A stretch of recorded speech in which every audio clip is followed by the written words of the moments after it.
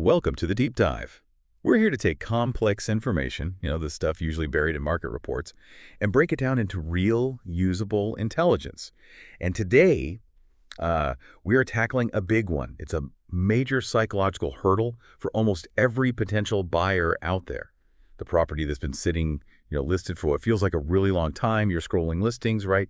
And you see that number, the days on market count, and it hits 40, 60, maybe even 90 days. The immediate reaction, skip it. Well, we're diving into some sources today that really challenge that assumption. They show exactly why a high count of days on market isn't automatically a disaster. Actually, it could be a massive sign of opportunity. That fear is powerful. It really is. And it comes from, well, years of market conditioning, doesn't it? So our mission for you today is pretty simple. We're going to extract the knowledge that helps you turn those things that feel like obstacles, those homes with a high number of days on market, into actual strategic negotiation points. You need to know how to analyze that number, you see, not just have a gut reaction to it. And here's the surprise twist we're going to unpack. What if that long time on the market isn't a sign of some catastrophe lurking in the basement? What if it's actually the market waving this giant green flag telling you, the buyer, hey, start negotiating? Okay, let's unpack this. Let's really redefine what that days on market number means in today's housing reality. Right, let's start with that basic mindset shift. When a buyer sees a house has been listed for, say, 60 days on market, why is the first, almost automatic thought, uh-oh, what's wrong with it? There must be something structurally or legally messed up. Yeah, that reaction is basically a leftover habit, isn't it? It's from that absolutely frantic post-pandemic market. I mean, our sources confirm it. We all lived through a time where normal meant a good home sold in days, sometimes literally hours, often with bidding wars. So that environment basically trained buyers to think that anything that didn't sell immediately must be fundamentally flawed. Right, if it wasn't gone in a weekend, something had to be wrong. Exactly. But the housing market, especially over this past year or so, it's shifted dramatically. That super rapid fire era, it's changing.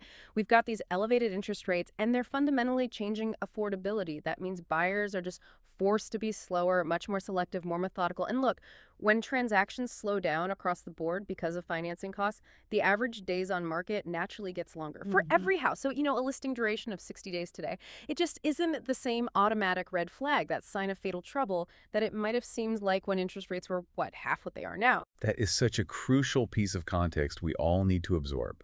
We have to kind of decouple a long listing time from the idea that the house somehow failed a market test.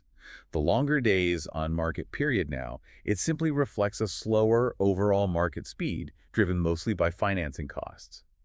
And this leads us straight to the silver lining, doesn't it? Because this extra time, well, it translates directly into power for you, The ball buyer. plan.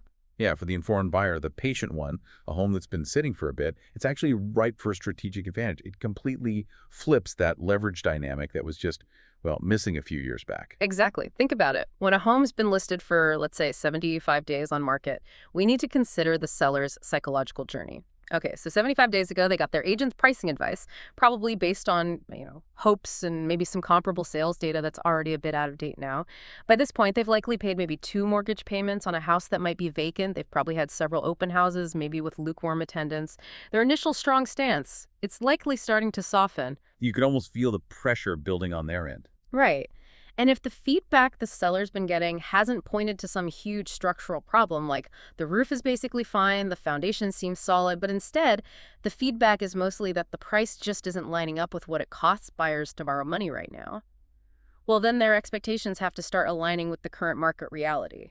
And that gap, that misalignment, that is precisely what gives you, the buyer, maximum negotiating leverage. Okay, so how specifically does that leverage actually show up? We know buyers can push for a lower price, obviously, but what other tactical benefits can that high number of days on market give a buyer who's ready to make a move? Oh, the leverage is multifaceted. It's not just price. Think about a highly motivated seller, maybe getting a bit worn down by that long listing time. They often prefer concessions that help their immediate cash flow or just speed up the closing. Sometimes that's easier for them to swallow than agreeing to a big public price drop. So the buyer can secure several key advantages that were pretty much non-existent, say, 2 years ago. Like what specifically? Well, one of the biggest is getting seller credits. This just means the seller agrees to pay a chunk of the buyer's closing costs. For you, the buyer, that means less cash you need to bring to the table at closing. Simple as that. The second advantage, and this is maybe the most valuable one today, is getting funds for a rate buy down. Ah, This is where the seller actually provides funds, either upfront or over time, to lower your mortgage interest rate, either temporarily for the first few years or sometimes even permanently. that's a really powerful distinction for listeners who might not be familiar with a rate buy down. Can you explain why a seller might agree to pay for that instead of just cutting the list price by the same dollar amount? Certainly. It's often about perception and, frankly, optics for the seller. If they cut the list price significantly, that creates a permanent public record. It could potentially impact future appraisals in the area, maybe even the perceived value of their neighbors' homes. Providing, say, a $15,000 credit towards your closing costs or towards buying down your rate feels like a softer negotiation tool for them. It lets them keep the official list price higher on paper while still giving you a really substantial financial benefit that directly helps you overcome today's high rate environment. So by leveraging that long days on market count, you, the buyer, are effectively getting the seller to help fund your lower monthly payment. That is the real tactical benefit right there, isn't it? The time the house has been sitting isn't just a number, it's a quantifiable tool in your negotiation toolkit. But, okay, we can't just rely on the time period alone. You absolutely have to verify why it's been sitting. So let's get practical. If you're interested in a property with a longer listing time, there are two key questions you and your agent absolutely must dig into. Right. The first question tackles the physical reality of the house. Is there an inspection report available? Or maybe a detailed seller disclosure? And you're not just looking for mentions of chipped paint here. This is about verifying the condition of the expensive stuff, the real big ticket I have items. the roof, the foundation. Exactly. You're primarily looking for confirmation that the core structure and systems, the roof, HVAC system, plumbing, electrical, are all functionally sound.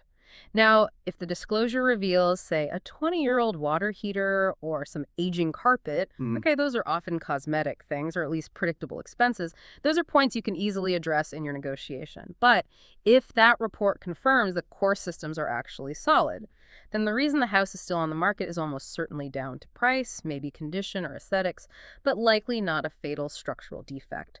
So a good physical checkup essentially helps you isolate the problem. It tells you if you're dealing with something negotiable or something potentially catastrophic. That distinction is vital, isn't it? Critical flaw versus maybe just a cosmetic issue or dated features. If the house physically checks out okay, then you, the buyer, are basically just waiting for the seller's price expectations to catch up with the current market reality.